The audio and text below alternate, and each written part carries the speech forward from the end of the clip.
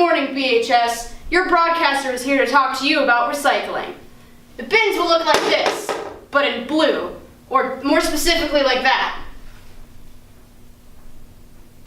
Now, student body, you may be asking yourself, oh, wise and mighty Ian, what can I put in this one or maybe two bins that are somehow in my classroom by fairies?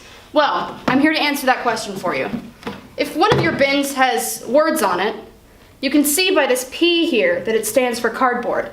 So, in this bin, for example, you can only put things of the cardboard or paper variety.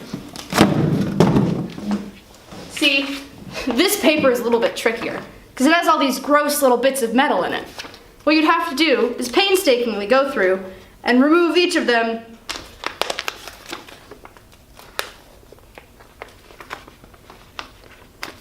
each by hand, and then you can throw it away. Or don't throw it away, just put it in the bin. Now, if it doesn't have a word on it, you can put other stuff in it too, like plastic, cans. Make sure that they're empty though. Or even other things that are plastic, like this disgusting coffee cup from our cameraman. Wash your stuff out, Nick. But things like this, you cannot put in there because it'll kill the equator. And, we don't want that.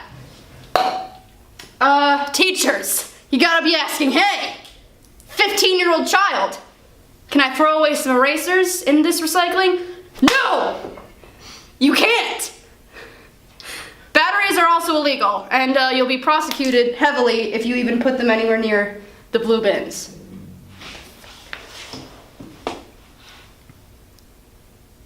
And with the help of recycling, you could help all sorts of animals, like whale, dog, raccoon,